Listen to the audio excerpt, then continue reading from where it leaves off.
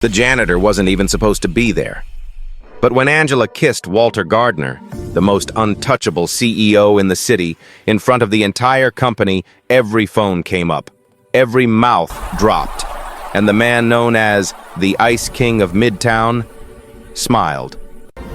What no one knew was that the kiss wasn't about love. It was about a decision. One that was going to cost both of them everything. So what pushed a janitor to walk across a marble floor and kiss the most powerful man in the building? Here's what really happened. Welcome back, my beautiful family and friends. If you're hooked in and you're ready to enjoy this story, click subscribe and let me know in the comments where you're watching from. Because tomorrow, I will be giving you another story just as interesting as this one, and you don't want to miss it. Now let us begin. Angela never asked to be noticed. She was just trying to survive. Born in Atlanta, raised by her grandmother, she dropped out of community college to care for her younger siblings. The janitorial job at Gardner Industries had benefits, steady hours, and no drama until Walter Gardner started showing up during her shift. Not talking, just lingering. The silence stretched, thin and taut as a wire. For 5 heartbeats, maybe 10, they were frozen in the tableau. The billionaire in the doorway and the janitor with her hand on the table. Then, as if a switch had been flipped, Walter Gardner's eyes shuddered. The raw, unguarded look was gone, replaced by the impenetrable mask the world knew. Without a word, he turned and disappeared down the hall, his footsteps echoing into nothing. Angela let out a breath she didn't realize she'd been holding. Her hands trembled. She half expected a call from security, a pink slip on her time card. But the next shift came and went without incident. And the next. Yet something had changed. The ecosystem of the tower had been disrupted. He was there. 2 nights later, while she was vacuuming the plush carpets of the 28th floor hallway, he emerged from his corner office, his silhouette framed in the light of a single desk lamp. He didn't look at her, just stood watching the city lights through the window as she worked, his presence a heavy weight on the air. The following evening, he was in the break room on the 30th floor, pouring himself a coffee long after anyone else had gone home. He gave a curt, silent nod as she emptied the trash. He was always there, a ghost in Armani, lingering at the edges of her shift, not speaking, just watching. Angela's skin prickled with a low-grade alarm. Was she being evaluated? Was she about to be fired for some unknown infraction?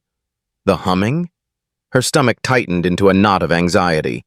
This job was her lifeline. She couldn't afford to lose it. A week after the humming incident, she pushed her cart towards the executive boardroom, steeling herself. The room was always immaculate, but protocol was protocol. The door was ajar, a sliver of dim light cutting into the dark hallway. She pushed it open and stopped dead. Walter Gardner wasn't presiding at the head of the 20-foot table. He was sitting on the floor, his back against it, legs stretched out in front of him. His tie was loosened, his usually perfect hair was disheveled, and his phone lay face down on the carpet beside him. In the gloom, his eyes were hollow pits of exhaustion. He looked broken. Every instinct told her to back away, to pretend she never saw this. The invisible don't intervene. But the memory of her grandmother's voice chided her. Child, when you see someone drowning, you don't ask if the water's clean, you throw a rope. She took a hesitant step forward. Are you okay? His head snapped up, his gaze sharpening with a flash of irritation, as if she'd thrown a stone at him. Do you always talk to your boss? The words were cold, a defensive weapon. Angela's spine straightened. Fear was one thing, but her compassion wasn't a weakness to be mocked. No, she said, her voice quieter but firm. Just people who look like they're trying not to break. He flinched, almost imperceptibly. The cynicism bled from his face, leaving behind a startling vulnerability. He didn't smile. He didn't thank her. But he didn't walk away either. He just looked at her, truly looked at her, as if seeing the person inside the uniform for the very first time.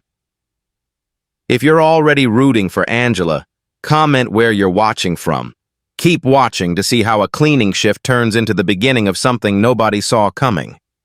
The silence in the boardroom stretched, but this time it was different. It wasn't the cold, sterile silence of the tower, but a living, breathing thing that hung between them. He didn't answer her question, and she didn't press. After a long moment, Angela simply went back to work, emptying the trash bins and wiping down the polished table, moving around him as if he were a piece of furniture his own company had misplaced. When she left, he was still sitting on the floor, staring at the blank screen of his phone. The next night, he was waiting for her by the service elevator on the 31st floor. He held 2 paper cups of coffee. "Black," he said, his voice a low rumble as he handed one to her. It wasn't a question. He'd observed her, remembered. "Thank you," she said, her fingers brushing his. A simple act, but it felt more intimate than the entire silent week of watching. That was the start of the questions. "Billie Holiday," he stated the next evening, leaning against the doorframe of an empty office as she restocked the supply closet. "Why her?" Angela paused, a bundle of toilet paper in her arms. "Her voice sounds like truth, like she's seen the worst of the world and decided to sing about it anyway." He considered this, then gave a single, slow nod. "I understand that." The questions continued, a quiet inquisition during the witching hours of the corporate world. He asked about her life, her siblings, her grandmother's lullabies. She answered cautiously, each detail a tiny treasure she'd never shared within these walls, and he listened. He listened like her words were quarterly reports that would make or break his empire. Then, one night, the confessions began. They were on the rooftop terrace, a place Angela was only allowed to clean before sunrise. The city sprawled beneath them, a tapestry of cold, distant lights. He stood by the railing, a crystal glass of amber liquid in his hand, untouched. "My mother hated weakness," he said, his voice flat, as if reading from a clinical case study. "My father turned it into a weapon. I grew up in rooms colder than boardrooms." He finally took a sip. "Legacy isn't a gift. It's a cage with golden bars."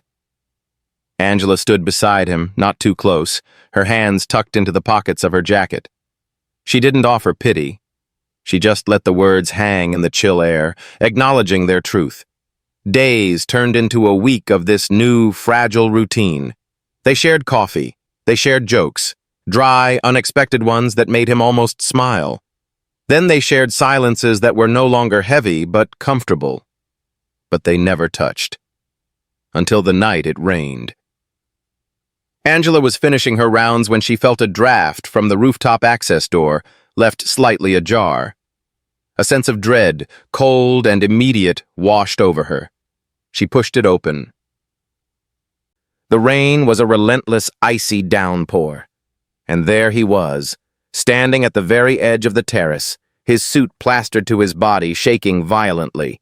He wasn't looking at the view. His eyes were squeezed shut, as if fighting a war inside his own head. "Walter!" she shouted over the drumming rain.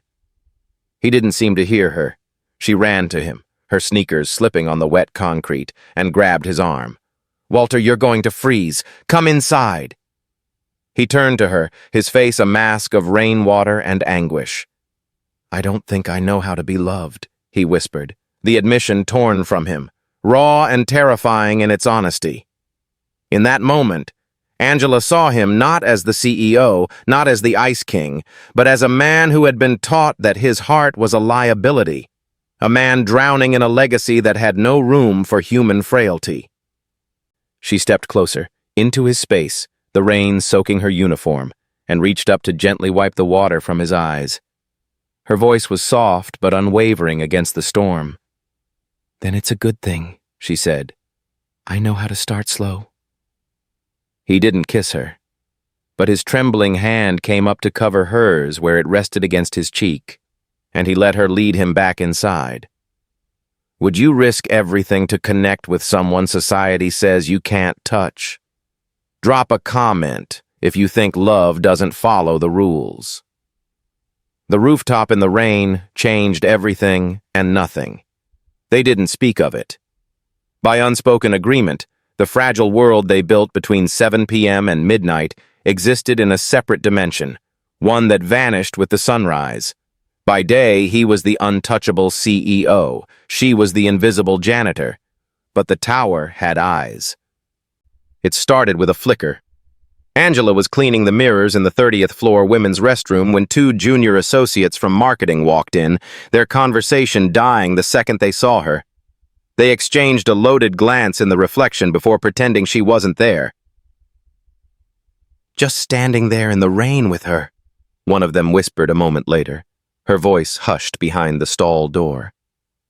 "Betsy in accounting saw it from the window. He was shaking, and she was touching his face." A cold knot tightened in Angela's stomach. Invisible people don't get gossiped about. The next day, Mrs. Higgins from HR, a woman whose smile was as sharp and sterile as the office furniture, appeared at Angela's cleaning cart. "Angela, a word?" she said, her tone sweetly poisonous. In a small, petite, windowless office that smelled of stale coffee and printer toner, Mrs. Higgins steepled her fingers. "We've received some observations about fraternization. We just want to remind you of the company's strict policy on professional conduct between staff of differing levels." Her eyes swept over Angela's uniform, a silent verdict. "It's for everyone's protection, you understand." Angela felt her face grow hot. Fraternization. The word made something beautiful and broken sound like a corporate violation. "We were just talking," she said, her voice tight. "Of course," Mrs. Higgins smiled. "Just keep it professional." The message was clear. Know your place. She expected Walter to pull away, to protect his reputation, his company, his cold, perfect world. Instead, he found her that very night in the silent archives room, his expression dark. "Higgins spoke to you," he stated, his voice low and dangerous. Angela nodded, refusing to be cowed. "She reminded me of my place." A muscle ticked in his jaw. "Your place," he repeated, the words dripping with contempt. "Your place is wherever you decide it is." The next morning, in a move that sent shockwaves through the executive floor, Walter Gardner personally attended the weekly HR operations meeting. He didn't mention Angela by name, but he delivered a 5-minute ice-cold monologue about the toxic nature of unfounded gossip and the legal ramifications of a hostile work environment, his gaze fixed on a pale and trembling Mrs. Higgins. The story of his intervention spread faster than the gossip itself. Their connection didn't die, it went underground, becoming more potent in its secrecy. He started leaving her notes. Not emails or texts, but old-fashioned post-its. She'd find them in surprising places. Stuck to a bottle of her favorite orange-flavored sparkling water in a break-room fridge, on the handle of her cleaning cart, tucked into a book of poetry he'd once asked her about. "Heard this and thought of you." Left next to a vintage Billie Holiday record on his desk, which she found when cleaning his empty office. "Thank you for the rope," slipped under her time card. And the coffees kept coming. But now, the barista from the lobby shop delivered them directly to her cart. One day, scrawled on the side of the cup in a bold, familiar hand, was her name. Not Angie or Flowers, but Angela, spelled correctly. It was a small thing, a tiny act of seeing her, but it felt more intimate than a kiss. Lying in her small bed one night, the city lights painting shadows on her ceiling, Angela realized the most terrifying part of it all wasn't the gossip or the HR warning. It was the hope. A fierce, stubborn, and utterly reckless hope that was beginning to bloom in the carefully guarded soil of her heart. The hope was a dangerous, fragile thing. Angela carried it with her like a secret, its warmth a stark contrast to the building's cold air. The post-it notes were tucked into her pocket, the memory of her correctly spelled name on the coffee cup a talisman against the lingering stares in the hallways. They had become more careful, their encounters rarer, held in the most soundproof of rooms or the deepest quiet of the night.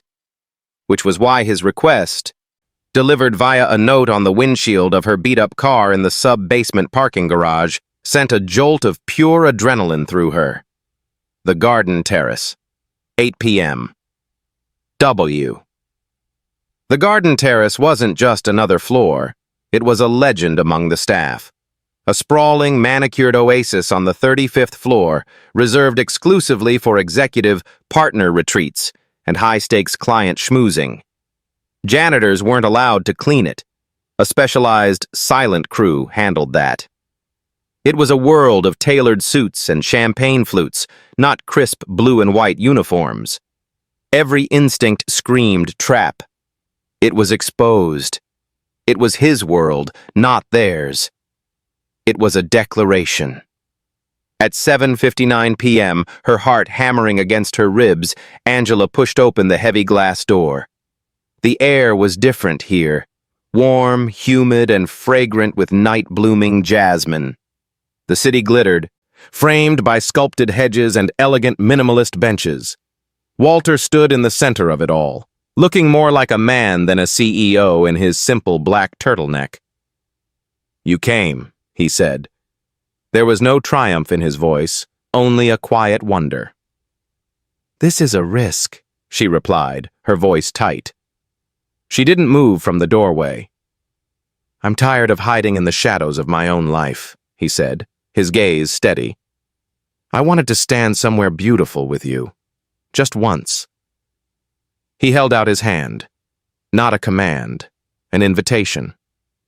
Angela looked at his outstretched hand, then down at her own uniform. For a moment, the old shame threatened to rise, but then she remembered her grandmother's voice. "Don't you ever let nobody make you feel small for an honest day's work." She lifted her chin, walked forward, and placed her hand in his. Her work-roughened skin against his smooth palm felt like a collision of worlds. He gave her a tour, his voice low and intimate. He showed her the rare orchid he'd had imported, the koi pond that cost more than her annual salary, the specific angle of the view he loved most. He was proud, not of the opulence, but of sharing it with her. For one suspended hour, they were just a man and a woman in a garden. But the tower always had eyes. As Walter leaned in to point out a constellation, the terrace door opened. Silas Croft, the eldest member of the board and a man whose face was a roadmap of old money disdain, stood frozen, his sharp eyes taking in the scene. The CEO, the janitor, their close proximity, their joined hands. His lip curled in silent, profound disgust. He didn't say a word. He simply turned and left. The door clicking shut with the finality of a coffin lid. The fallout was swift and brutal. The next day, Angela's supervisor informed her that due to a restructuring of cleaning efficiencies, her shift was being moved to the overnight crew, effective immediately. The 5 p.m. to 1 a.m. slot where she'd built her fragile world with Walter was gone. She was being buried in the literal dead of night. That evening, Walter was waiting for her by the service elevator, his face a thundercloud. They ambushed me in the board meeting. Silas called it a catastrophic failure of judgment, a public relations nightmare waiting to happen. He raked a hand through his hair. "I'll fix this. I'll have your shift reinstated by tomorrow." Angela looked at him. This man who could move markets with a phone call but was powerless against the subtle machinery of corporate prejudice. The anger that had been simmering inside her finally boiled over, clean and sharp. "Don't," she said, her voice quiet but diamond hard. He blinked, startled. "What?" "Don't fix me," she said, stepping closer, her eyes blazing. "Don't pull strings to get the little janitor back on her old schedule. That's what they expect. That you control me, that I'm a problem for you to manage." She poked a finger gently but firmly against his chest. "Fix you. Decide what you're willing to burn for, because I will not be your secret." She turned and pressed the button for the elevator, the sound echoing in the silent hall. She didn't look back. Do you think she'll walk away? Or will he rise to meet her? Drop your comment, because what happened next will leave you breathless. The Gardner Industries' 40th anniversary gala was the kind of event the city's social pages lived for. The main courtyard, usually a stark expanse of marble, was transformed into a crystal-lit fantasy. Champagne flutes clinked, diamonds glittered under strategic lighting, and the air hummed with the low, powerful murmur of money and influence. It was a spectacle of perfection, a carefully staged play where everyone knew their role. Angela's role was to be nowhere near it. A last-minute scheduling error with the day crew had called in the overnight staff for early setup. Her supervisor's text was blunt. "Courtyard prep, 7 p.m., use service entrance, be invisible." So she came. In her same blue and white uniform, now feeling less like armor and more like a target, she moved through the pre-event chaos, replenishing towel stacks in the peripheral bathrooms and wiping down already spotless surfaces. The scent of expensive perfume and canapes was cloying. She felt like a smudge on a masterpiece. And then she saw him. Walter Gardner stood at the center of the universe he'd built, surrounded by a constellation of executives in uniform shades of gray and navy. His tuxedo was impeccable, his tie a perfect knot, his smile a polished shield. He was the Ice King, fully restored, holding court. Until his eyes, scanning the crowd out of habit or perhaps something more, found hers. The connection was a physical jolt. His smile faltered. The champagne flute in his hand stilled. The executive speaking to him faded into a meaningless buzz. The entire roaring gala seemed to shrink to the singular impossible thread stretched between the CEO in his tuxedo and the janitor by the service door. He started to move. It wasn't a grand, dramatic stride. It was a slow, deliberate, almost dazed walk, cutting directly through the heart of the crowd. A path cleared for him instinctively, but the polite chatter began to stutter and die. Heads turned. A whisper, sharp as a knife, cut through the air. "Isn't that the janitor?" Another, louder. "What is she doing here?" Phones, previously used for clandestine selfies with the rich and famous, were subtly lowered. Lenses were pointed. The spotlight of collective attention swung from Walter and landed squarely, brutally, on Angela. Her heart hammered against her ribs, a frantic bird in a cage. Her palms were slick with sweat. Every fiber of her being, every instinct forged by a life of staying small and unseen, screamed at her to run, to melt back into the service corridor and disappear forever. She took a half-step back. But then, she really looked at him. Beneath the perfect tuxedo, behind the mask of control, she saw it again. The same hollow-eyed man from the boardroom floor. The man drowning in a legacy that demanded he be a statue, not a person. He was walking toward her, but his eyes were a plea. "Save me." And in that moment, Angela Flowers made a choice. She would not run. She would not be invisible. She met his gaze, held it, and then she walked. One foot in front of the other, she crossed the vast, gleaming expanse of marble, her sensible work shoes silent against the floor. 100 pairs of eyes, curious, judgmental, horrified, bored into her back. The silence was now absolute, broken only by the distant clink of a glass from the kitchen. She stopped inches from him. The world had shrunk to this single, silent bubble. "Walter," she said, her voice low, a secret for him alone in the midst of the staring crowd. Breathe. A shudder went through him, and he did. He took a deep, ragged breath, as if it were his first. She saw the terror in his eyes, the fear of the abyss, the weight of every expectation, and so she reached up, her movement slow and deliberate. She cupped his face in her hands, her touch gentle, as if he were the most fragile, precious thing in the world. And she kissed him. It wasn't a passionate, desperate kiss. It was soft, certain, a benediction, a rescue. Time stopped. Phones were fully raised now, recording everything. Mouths hung open. A collective sharp gasp rippled through the courtyard like a shockwave. When she pulled back, his face was blank with shock. Then, his eyes focused on hers, and a look of dawning, staggering wonder replaced the hollow dread. It was the look of a man who had been trapped in a blizzard and just felt the sun. He didn't pull away.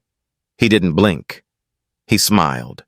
A real, true, unguarded smile that reached his eyes and lit him from within.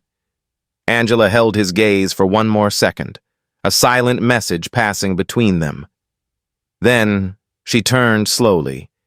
She faced the stunned, silent crowd, met their stares without flinching, held her chin high with a pride she had earned every right to feel, and without a single word, she walked away. The Gardner Industries' 40th anniversary gala was a masterpiece of engineered perfection. The corporate courtyard, usually a cavern of cold marble, was now a constellation of twinkling lights and the low, expensive hum of success. Champagne flowed, diamonds winked, and every laugh was measured, every gesture calculated. It was a world sealed in glass, and Angela Flowers was on the outside, looking in.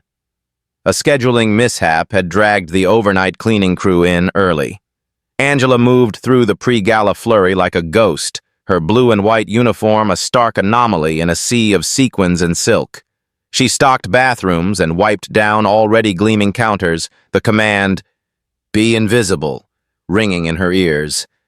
The air was thick with the scent of gardenias and ambition, and then, across the crowded courtyard, her world narrowed.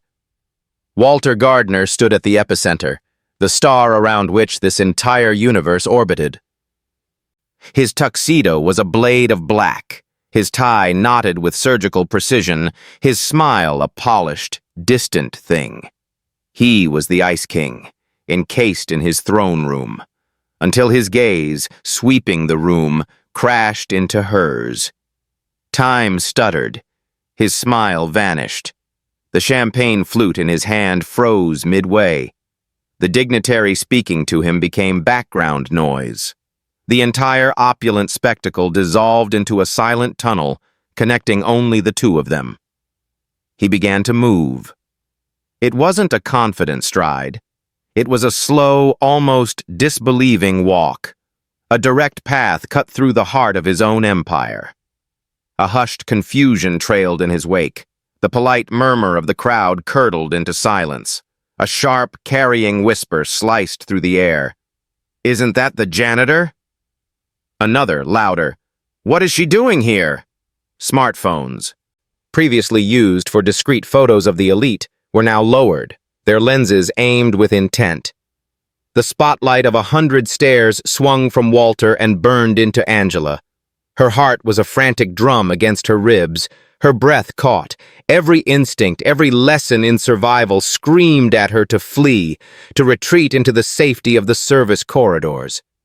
She took a half-step back, the urge to disappear almost overwhelming. But then she saw him. Truly saw him. Beneath the flawless tuxedo, behind the mask of control, was the same lost man from the boardroom floor, the one drowning in a gilded cage.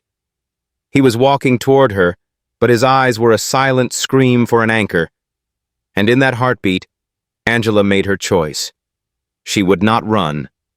She met his gaze, a current of fierce understanding passing between them. Then, she walked. One deliberate foot in front of the other, she crossed the vast, gleaming marble floor. The eyes of colleagues, investors, and strangers tracked her every move, a weight of judgment and awe pressing down on her. The only sound was the whisper of her shoes on the stone. She stopped inches from him. The gala, the world, fell away. "Walter," she said, her voice soft, a sanctuary in the storm. "Breathe." A visible tremor went through him, and he obeyed, drawing a ragged, shuddering breath he seemed to have been holding for a lifetime. She saw the panic, the fear of the precipice. So she reached up, her hands gentle and sure, and cradled his face as if he were something precious, something on the verge of breaking. And she kissed him. It was not a kiss of passion, but of profound certainty, a benediction, a rescue. For a moment, the world ceased to spin. Cameras flashed, capturing the unthinkable. Mouths hung agape. A unified, sharp gasp rippled through the courtyard, a seismic shockwave of pure scandal. When she pulled away, his face was a canvas of stunned revelation. His eyes, wide and clear, found hers, and the look that dawned in them was one of staggering, unburdened wonder.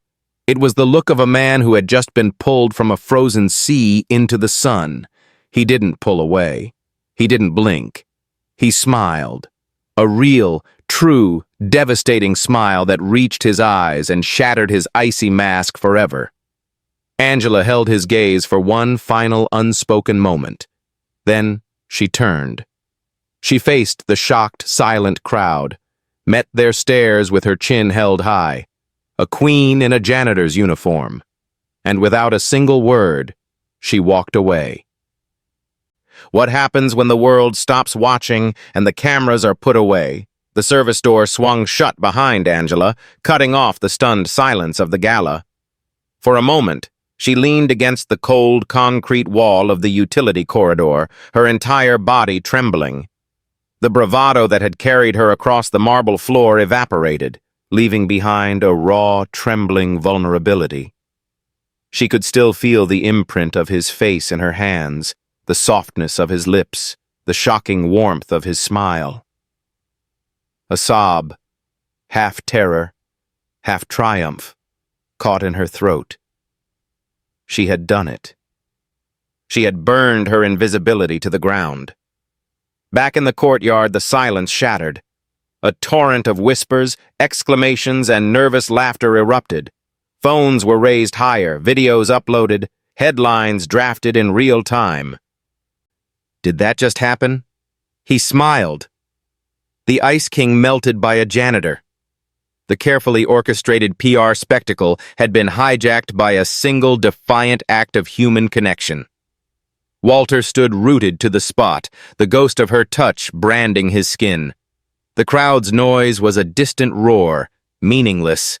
He could still smell her scent, soap and faint citrus, over the cloying perfume. For years, his life had been a series of calculated moves on a corporate chessboard. This was not a calculation. This was an earthquake. And as the fault lines settled, he felt not ruin, but a profound, terrifying liberation. The mask he had worn for a decade lay in pieces at his feet. Angela fled. She didn't retrieve her cart or her bag. She took the service elevator down to the sub-basement, the descent a hollow plummet in her stomach. In the deafening silence of the parking garage, seated in her old car, the reality of her actions crashed down. She had kissed Walter Gardner in front of everyone.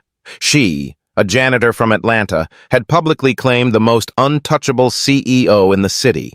She would be fired. She would be a meme. She would be crucified. Yet beneath the fear, an unshakable core of certainty remained.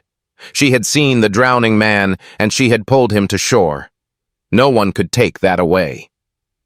Upstairs, Walter's PR team descended upon him, their faces pale with panic. "Walter, we need to make a statement. We need to control this," his communications director hissed, trying to steer him away from the gawking crowd. Walter shook her off, his gaze still distant. "No," he said, his voice quiet but absolute. "There is no statement." "But the shareholders, the board—" "Let them see," he interrupted, a new dangerous calm in his eyes. He finally looked at his team, at the horrified executives, at the flashing cameras. "Let them all see." He didn't elaborate. He simply turned and walked away, leaving his own chaos in his wake. He didn't go to his office or his waiting car. He went to the 32nd floor conference room, to the spot where he had first truly heard her. He stood there in the dark, alone, and replayed the moment her lips met his. The world was exploding, but for the first time, he was not afraid of the fire. In her apartment, Angela turned off her phone, silencing the inevitable barrage of calls and messages. She expected shame, but it didn't come. Instead, a strange peace settled over her. She had chosen. She had been seen. And as she stared out her window at the glittering tower in the distance, she knew one thing for certain. Whatever happened next, the silent, invisible world she had left behind was gone forever. The echo of her kiss would now dictate the future. The world did not wait for morning. While Angela sat in the silence of her apartment, the digital storm broke. The video, clean and shocking, went viral before the last gala guest had collected their coat. The algorithms feasted. Janitor kisses CEO, Gardner scandal, Cinderella gate. The headlines were a mix of mockery and morbid fascination. Billionaire breakdown, and is this a PR stunt or a midlife crisis? Angela didn't need to look. The vibration of the world's judgment seeped through her walls. She expected a certified letter of termination. She expected shame. Instead, a cold clarity settled over her. She had done nothing wrong. She had kissed a man who had looked at her like she was his only source of oxygen. Walter's world was less kind. His phone exploded. Board members, his mother, furious investors. The narrative was spinning out of control, painting him as either a pathetic fool or an unprofessional libertine. His PR team, pale and frantic, pushed for a statement denying any relationship, calling it a moment of overwhelming and uncharacteristic stress. He listened to them in his immaculate office, the sun rising over a city that was now laughing at him. Then he said the two words that terrified them more than any scandal: no comment. He spent the next 48 hours in a state of strategic silence, letting the fire burn itself out on talk shows and Twitter threads. He wasn't protecting the company. He was protecting the moment. The memory of her kiss was the only real thing in the swirling chaos. On the third morning, he stood outside Angela's apartment door, a simple paper bag in his hand. He looked tired, stripped of his suit armor, wearing just a dark sweater and jeans. He knocked. Angela opened the door, her face guarded, bracing for the end. He didn't speak. He simply held up the bag. Inside were 2 coffees from the lobby shop. He handed one to her. Scrawled on the side was her name: Angela. "I didn't kiss you back," he said, his voice raw. The words were not an apology for the world, but a confession for her alone. I froze, and I've regretted it every single second since. Angela looked from the coffee to his face, seeing the exhaustion and the unwavering honesty in his eyes. The fortress around her heart cracked. She took the coffee. "I know. They told me to deny it, to call you a momentary lapse." He took a step closer, into her space, into her world. "I'm not going to do that. I am done with lapses. I want the main event." He was close enough to touch. The silence in her small hallway was louder than any gala's gasp. "Then fix it," she whispered. He didn't need another invitation. He cupped her face, mirroring her own gesture from the courtyard, his touch trembling with a vulnerability he had never shown anyone. "This is for me," he breathed, his eyes locked on hers. Not for them. And he kissed her. It was nothing like the first kiss. That had been a statement, a rescue. This was an answer. It was slow, certain, and devastatingly soft. There were no gasps, no cameras, no audience to perform for. It was just a beginning, quiet and real, in the dim light of her hallway. When he finally pulled away, the world outside, the headlines, the board, the noise, felt a million miles away. "I'm not freezing again," he promised. Angela, her heart full, simply nodded and led him inside. 3 months later, Angela Flowers stood at the podium of the Gardner Foundation's first community initiative, her fingers wrapped tightly around the edges of her speech. Not from nerves, but from disbelief. She had never imagined this. Never imagined that after everything, the stares, the headlines, the whispers behind closed doors, she would be here, speaking to city officials, community leaders, and women who looked like her. Women who cleaned floors in silence and dreamed in secret. "Today isn't about a kiss," she began, voice steady. "It's about visibility. About walking into a room that was never built for you and choosing not to shrink." The crowd murmured in support, soft nods rippling through the seated guests. She glanced to her right. Walter Gardner stood quietly at the edge of the stage. No tailored suit, no tie, just a black turtleneck and soft eyes. A man no longer hiding behind legacy. After the gala kiss, the building hadn't just gone silent. It had imploded. The footage went viral. Social media erupted. The board demanded Walter's resignation. He gave it to them. "I don't need your title," he'd said in the emergency meeting. "I need my life back." They thought he was bluffing. He wasn't. He walked away. From the board, from the company, from everything that demanded he feel nothing. And then he built something new. Together, they used his resources and her vision to create a foundation that supported working-class women, giving them access to education, housing, mentorship, and second chances. Angela still cleaned sometimes. Not because she had to, but because it grounded her.